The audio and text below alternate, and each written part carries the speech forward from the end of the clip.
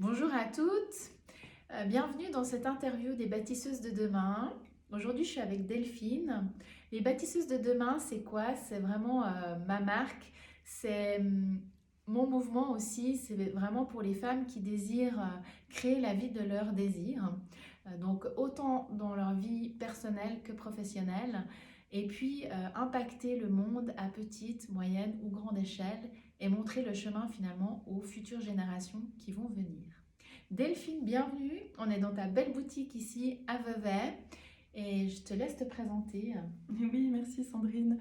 Je suis très heureuse de t'accueillir aujourd'hui ici dans ma boutique.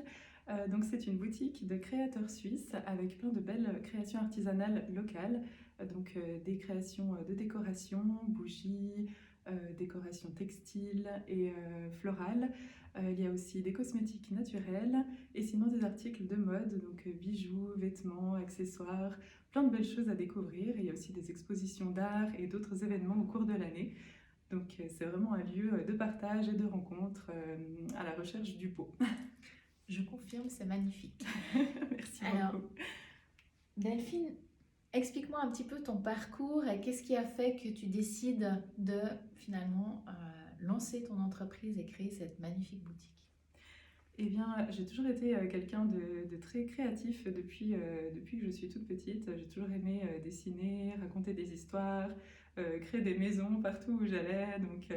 J'avais toujours un petit peu ce côté créatif en moi. Et je ne savais pas encore quel métier j'allais faire par contre. Et ça s'est précisé au fur et à mesure. Je me suis orientée vers une formation de décoratrice tout d'abord. Puis ensuite, j'ai continué vers un bachelor en architecture d'intérieur. J'ai travaillé dans ce domaine pendant quelques années. J'ai eu la chance de faire beaucoup de très beaux projets qui m'ont bien inspirée pour la suite, dont un en particulier qui m'a vraiment donné cette idée de boutique. J'avais envie de créer un univers où on se sent bien, où on a envie de venir pour trouver de belles choses, pour partager un bon moment. Et voilà, je suis vraiment passionnée du beau sous toutes ses formes et puis d'artisanat. C'était une réelle volonté de ma part. Merci. Et qu'est-ce qui a fait en fait le déclic, ce moment où tu t'es dit non, maintenant, voilà, je lance mon entreprise ou je crée ma boutique. C'est en 2020 hein, que tu l'as lancé, c'est juste? 2022. 2022, oui, excuse-moi. Enfin, Pas de souci. Alors, ce domaine, donc l'architecture d'intérieur, me plaisait énormément. Les projets que je faisais, c'était vraiment toujours passionnant, plein de nouveautés, vraiment très, très riche comme domaine et ça me correspondait très bien. À ce moment, j'ai travaillé beaucoup dans des bureaux d'architecture très masculins, comme environnement, assez froid et parfois je ne me sentais pas vraiment à ma place malgré que je faisais des projets qui me tenaient à cœur. C'est un de mes projets de rénovation que j'ai fait à Lausanne en 2021 qui m'a donné cette idée, qui a ensuite fait son chemin dans ma tête au début de 2022 et que j'ai pu enfin mettre en place et puis ouvrir la boutique donc dans la deuxième partie de l'année et l'ouverture était le 12 novembre 2022. merci. Et ouais, c'est marrant parce que bon, pour moi, c'est vraiment la place de la femme justement dans le monde professionnel aussi. C'est ça, les bâtisseuses de demain. Et finalement, qu'est-ce, comment tu l'as vécu cette transition de pouvoir prendre ta place en tant qu'entrepreneur ici dans ta boutique? Enfin, quels ont été peut-être les challenges ou les choses qui ont été plus faciles?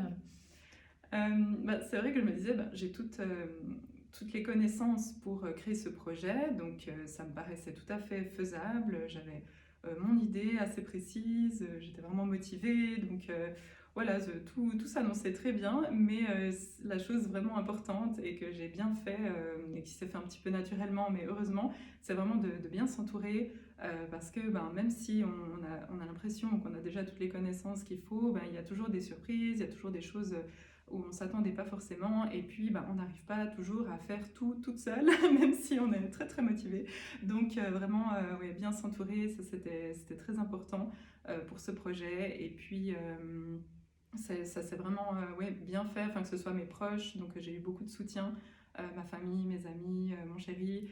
Et puis aussi les belles collaborations que j'ai commencé avec les créateurs, les créatrices, beaucoup de créatrices. Donc un univers très féminin et puis beaucoup de bienveillance, beaucoup de soutien, voilà, beaucoup de beaux partages. Et ça aide énormément dans un projet comme celui-ci. Donc voilà, j'ai eu en tout cas la chance de tomber sur les bonnes personnes et je pense que ça a énormément, bien sûr, contribué à ce beau projet. Merci. Et pour toi, qu'est-ce que c'est une bâtisseuse de demain?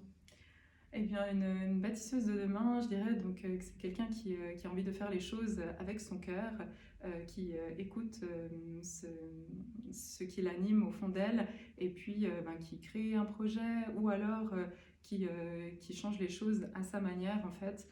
Je pense on peut faire beaucoup de choses avec en partant de petits gestes. Et puis ça peut être du changement déjà pour soi, ça peut être justement la création d'un projet qui va ensuite impacter et apporter aux autres. Et je pense que quand on fait les choses avec le cœur, ça se sent, ça se ressent, et le changement s'opère en fait autour de nous et apporte énormément aux autres et parfois au-delà de ce qu'on aurait imaginé. Et c'est ça qui fait vraiment plaisir. Merci. Et quels seraient tes conseils pour une femme qui regarderait la vidéo, qui a un désir mais qui n'ose peut-être pas encore? Quels seraient tes tips, tes conseils? Je pense qu'il faut vraiment s'écouter. Si par exemple on n'est pas bien dans un certain environnement, que ce soit travail ou privé, on a le droit de changer, on peut toujours changer. Enfin, la vie est changement, donc tout est possible et ne pas se dire qu'on est arrêté par certaines choses.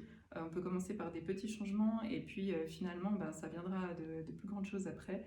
Parfois juste des petits changements suffisent à ce qu'on se sente mieux et des fois ça sera peut-être de changer de travail pour un autre employeur ou alors de créer peut-être son entreprise, créer son projet.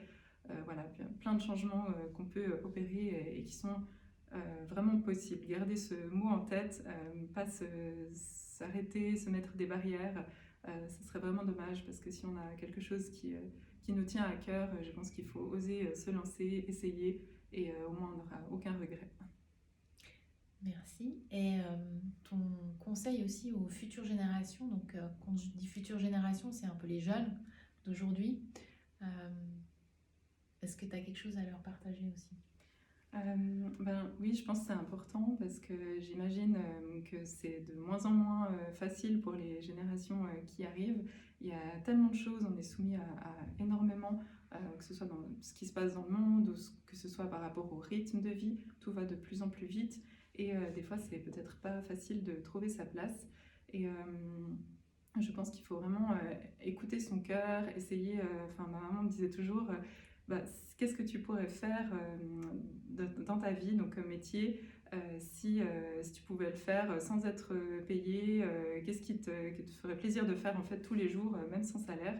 Et puis je pense que c'est une bonne question, c'est pas forcément facile d'y répondre bien sûr, mais c'est une bonne question à se poser. Et puis voilà, il faut vraiment se dire, se projeter dans ce qui nous tient à cœur, ce qui nous plaît.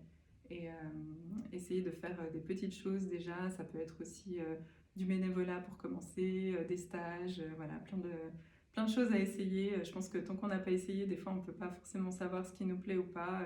Moi-même j'avais commencé par l'université et je me suis rendu compte que c'était pas pour moi et je me suis orientée vers un CFC de décoratrice tout d'abord, donc qui était peut-être pas dans l'ordre des choses mais qui me plaisait bien mieux.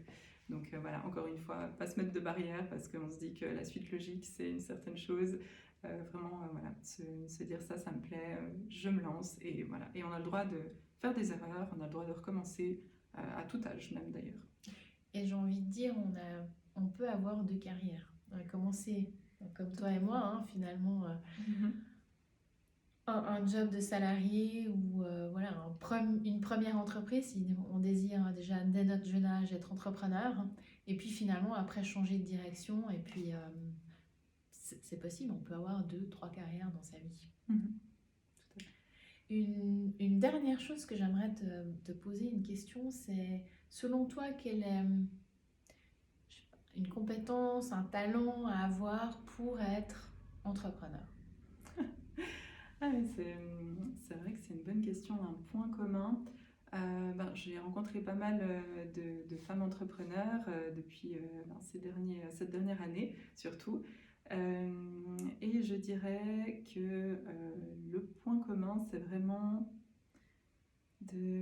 encore une fois, faire les choses avec son cœur et aussi de la bienveillance envers les autres. C'est vraiment ce que j'ai beaucoup ressenti dans ces réseaux féminins, que j'ai beaucoup aimé. Et puis, c'est d'être déterminée, donc d'avoir cette foi en nos convictions, en nos idées, d'avoir justement une idée et de s'y tenir et de foncer. Donc, c'est beaucoup de volonté aussi. Je dirais, oui, c'est ces qualités-là. Après, on peut vraiment y aller à son rythme, par contre, et ça, c'est important aussi. Donc, si c'est pas dans notre nature de foncer, si c'est plus dans notre nature de prendre les choses petit à petit, et ben on peut aussi se lancer petit à petit. Voilà, ça dépend aussi du projet, ça dépend de beaucoup de choses. Ouais. J'aime bien ce que tu dis, être déterminé. Pour moi, je vois ça vraiment comme de la persévérance en fait. Rien lâcher, parce que parfois, c'est pas toujours facile au début et il y a des choses qui arrivent. Et c'est vraiment de croire en son projet, de rien lâcher et de continuer. Enfin, je sais pas si. Oui, je partage tout à fait ce que tu dis. Effectivement, c'est vrai, surtout si on se lance dans un projet, on peut pas tout d'un coup se dire ah non, j'ai envie de tout arrêter du jour au lendemain. Je pense que ça peut arriver, mais c'est une décision qu'il faut être vraiment, où il faut que ce soit bien réfléchi et ce serait dommage, je pense, parce que quand on crée quelque chose, si on s'y sent vraiment bien, ça vaut la peine de s'accrocher et de continuer. Merci beaucoup en tout cas Delphine. Merci à toi. Vraiment, c'était un plaisir d'être ici. Donc, pour les personnes qui habitent en Suisse ou à Vevey, n'hésitez vraiment pas à venir dans ta boutique, Bel Univers, ici à Vevey. Et puis, tu n'as pas encore de boutique en ligne, c'est quelque chose que tu... Pas encore, mais c'est un projet normalement pour cette année. Donc voilà, il y a des choses qui vont se mettre en place. C'est vrai que la première année, c'était pour expérimenter. Et puis maintenant, il y a d'autres choses qui vont arriver. Du coup, je mettrai aussi les infos de Delphine sous la vidéo, ou si vous voulez la suivre sur Instagram et les réseaux sociaux. Et n'hésitez vraiment pas à liker, commenter cette vidéo. Merci beaucoup d'avoir visionné cette vidéo et puis je vous dis à bientôt pour un prochain interview des bâtisseuses de demain.